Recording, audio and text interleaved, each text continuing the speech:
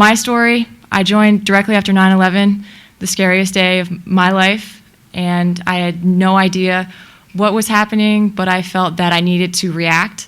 I felt that all those that I knew and had loved were in danger. And while I was fortunate that I was not directly affected by the 9/11 terror attacks, I had family that was in New York or in the Virginia, DC area, and I just felt I needed to react, I needed to do something. I joined the Army, and again, the whole purpose of me doing that was to react and feel that I could provide some sort of security, make some sort of a stance against terrorism. And it turned out to be the best decision I ever made. And I'm very grateful every day that I was able to return to be able to share not only my story, but those that I served alongside. When I first got there, I had no idea what to expect. A lot of people talk about, how do you prepare to go to war and the training? Did you have the right training for this? And everyone discusses, well, how do you fight the war on terror? And specifically with a female, a lot of people ask me, you weren't near the front line. And that's something that I think they touch upon. The war on terror, they're not in uniforms. It's no, distinct line like good guys, bad guys, on the count of 3, we're all gonna start firing our weapons. It never worked like that. So going over there and trying to adjust to the obvious cultural differences, not to mention that specifically American women, we were a target out there. We didn't blend very well. And there was a pretty high price reward for the capture of any of us.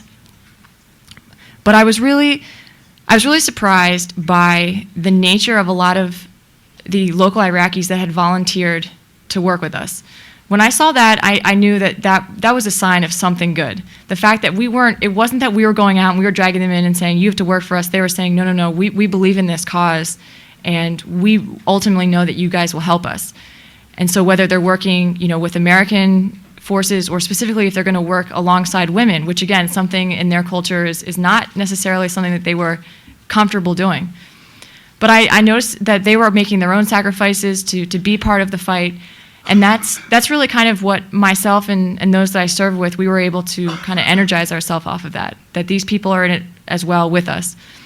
It was a long deployment, and I definitely saw some very difficult things, but I also saw a lot of things that unfortunately we don't hear about so much back here.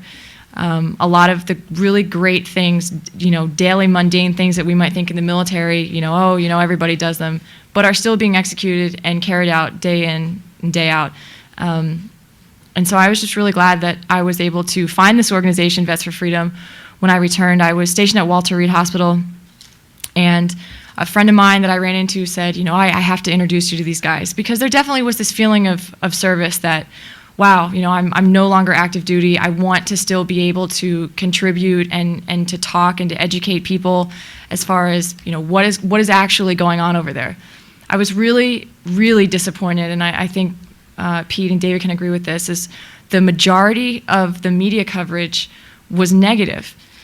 Not only negative, but it also was spun off of, there was an entertainment edge that was added to, how exactly they were going to, increase their ratings, or what was going to capture a larger audience, which is completely wrong. And I think David, especially saw that there were a lot of journalists that were embedded within the troops that, we serve with, and David particularly. And you would really hope that they would, have the right report to send back home to let everyone else know at home what was actually going on. Unfortunately, that wasn't always the case.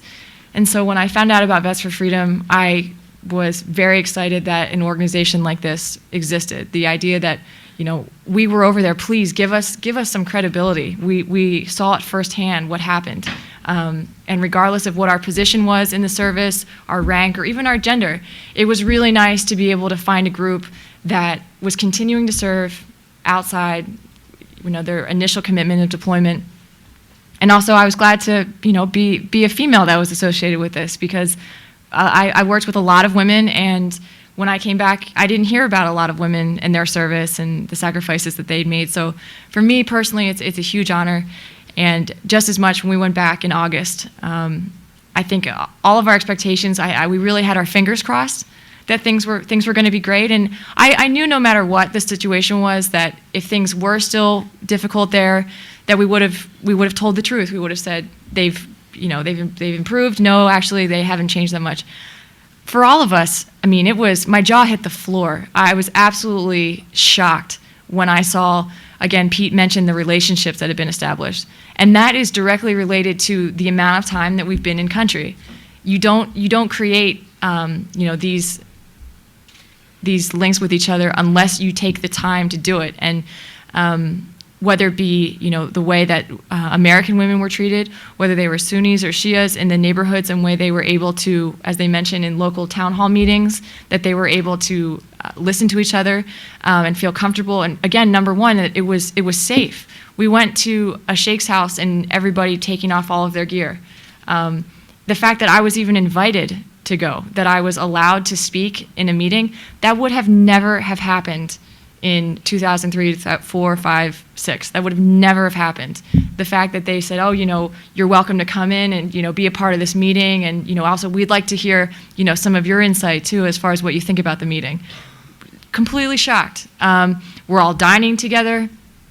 I was really impressed with the soldiers that I was embedded with. Again, a lot of them, they'd accomplished multiple deployments, and so their Arabic was actually, really good. They were able to communicate with the local Iraqis. We would go out for daily patrols, and everybody is speaking Arabic, and they're, waving hello. It wasn't the typical, anytime you went outside the wire of your forward operating base before, it was kind of everybody was in check for safety reasons. This time it was, oh my gosh, I just saw him yesterday, looks like, he got his hair cut. I mean, everybody, it was really neat to see the relationships that have been formed, and I'm very proud to be able to say that the surge was a huge success, and I'm really grateful that I had the opportunity to go along with these guys to go back and see it firsthand, that what our efforts had ultimately done for us.